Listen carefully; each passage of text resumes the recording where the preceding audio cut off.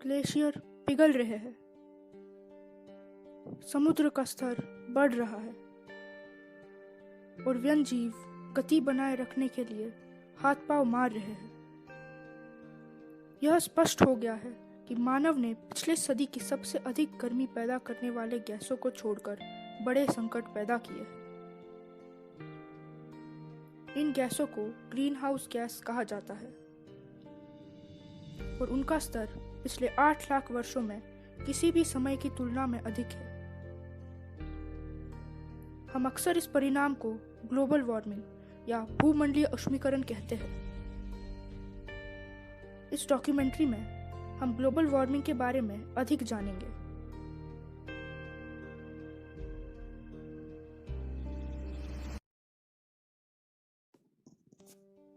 जैसा कि नाम से ही स्पष्ट है, धरती के वातावरण के तापमान में लगातार हो रही विश्वव्यापी बढ़ोतरी को ग्लोबल वार्मिंग कहा जाता है। ग्लोबल वार्मिंग के कई कारण होते हैं। हम उसके मुख्य कारण के बारे में जानेंगे।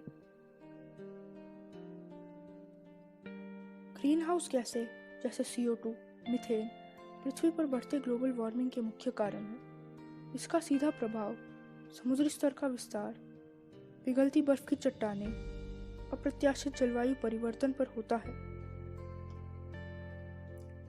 यह जीवन पर बढ़ते मृत्यु के संकट का प्रतिनिधित्व करता है।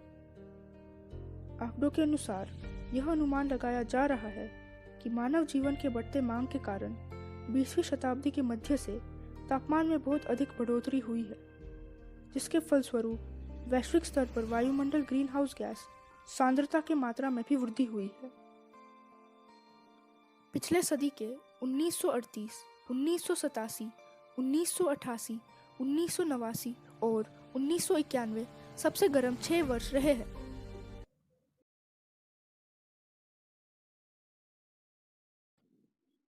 अब तक हमने ग्लोबल वार्मिंग के बारे में जाना और उसके प्रभाव और कारण देखे।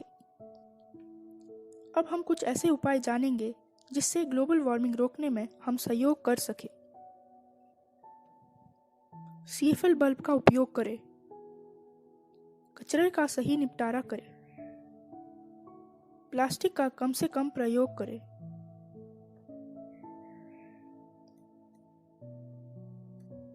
इस्तेमाल ना होने पर बिजली के उपकरण बंद रखें। अधिक पैदल चले या साइकिल का उपयोग करें। पेड़ लगाएं और बचाएं। साबुन और डिटर्जेंट का कम प्रयोग करें। टपकते नल और पानी का बचाव करें। संभव हो तो बारिश के पानी का भंडारण। संक्षेप में, हम सभी को इस तथ्य का एहसास होना चाहिए कि हमारी पृथ्वी ठीक नहीं है। इसीलिए हर छोटा कदम ग्लोबल वार्मिंग को रोकने में काफी महत्वपूर्ण है। धन्यवाद।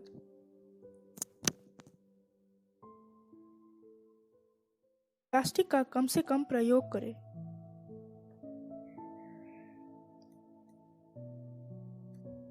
इस्तेमाल ना होने पर बिजली के उपकरण बंद रखें। अधिक पैदल चले या साइकिल का उपयोग करें। पेड़ लगाएं और बचाएं। साबुन और डिटर्जेंट का कम प्रयोग करें। टपकते नल और पानी का बचाव करें। संभव हो तो बारिश के पानी का भंडारण। संक्षेप में, हम सभी को इस तथ्य का एहसास होना चाहिए कि हमारी पृथ्वी ठीक नहीं है। इसीलिए हर छोटा कदम ग्लोबल वार्मिंग को रोकने में काफी महत्वपूर्ण है। धन्यवाद।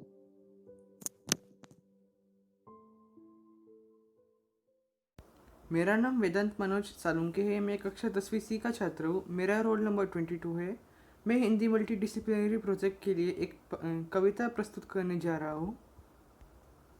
मेरी कविता का नाम पर्यावरण है। तब तक जीव है जगत में जब तक जग में पानी, यह सब वायु शुद्ध है साधी मिट्टी रानी। जब तक मानव का जीवन है सभी यह सबको समझाओ। आज समय की मांग रही, पर्यावरण बचाओ तुम। मिट्टी जल वायु आदि पर्यावरण हमारे, जीते जगत के मीन सभी ये, जीवन देते सारे, इनसे अपना नाता जोड़ो, इनको अपना मित्र बनाओ। इस कविता में कवि कहना चाहते हैं हमें पानी, वायु और मिट्टी को हमें स्वच्छ रखना चाहिए। इन इनको प्रदूषित नहीं करना चाहिए। कवि कहते हैं कि मिट्टी, जल, वायु ये आदि पर्यावरण के भाग है। इनसे हमें नाता जोड़ना चाहिए, इनको हमारा मित्र बनाना चाहिए। धन्यवाद। नमस्कार, मेरा नाम अनिकेत सयाल, मैं कक्षा 10वीं सी का छात्र हूँ। मेरा विषय है बहु विषयक परियोजना। आसान शब्दों में समझे तो ग्लोबल वार्मिंग का अर्थ है पृथ्वी के तापमान में वृद्धि और इसके कारण मौसम में होने वाले परिवर्तन। पृथ्वी के तापमान में हो रही इस वृद्धि जैसे 100 साल के औसत तापमान पर एक फॉर्टनाइट आंका गया है के परिणाम स्वरूप बारिश के तरीके में बदलाव, ह्यूमन डॉग और ग्लेशियर के पिघलने, समुद्र के जलस्तर में वृद्धि और वनस्पति तथा जंतु जगत पर प्रभाव के रूप के सामने आ सकते हैं। ग्लोबल वार्मिंग दुनिया की कितनी बड़ी समस्या है, यह बात एक आम आदमी नहीं समझ पाता। उसे ये शब्द थोड़े टेक्निकल लगता है, इसलिए यह इसकी तह तक नहीं जाता है। लहिजा इसे एक वैज्ञानिक परिभाषा मानकर छोड़ दिया जाता है। ज़्यादातर लोगों को लगता है कि फिलहाल संसार को इससे कोई खतरा नहीं है। कारण: ग्लोबल वार्मिंग के कारण होने वाले जलवायु परिवर्तन के लिए सबसे अधिक जिम्मेदार ग्रीन हाउस गैस है। ग्रीन हाउस गैस वे गैस होती है जो बाहर से मिली रही गर्मी या ऊष्मा को अपने अंदर सोख लेती है। ग्रीन हाउस गैसों का इस्तेमाल सामान्यतः अत्यधिक सद्र कालों में उन पौधों को गर्म रखने के लिए किया जाता है जो अत्यधिक सद्र मौसम में खराब हो जाते हैं। ऐसे में इन पौधों को कांच के एक बंद घर पर रखा जाता है और कांच के घर में ग्रीन हाउस गैस भर दी जाती है।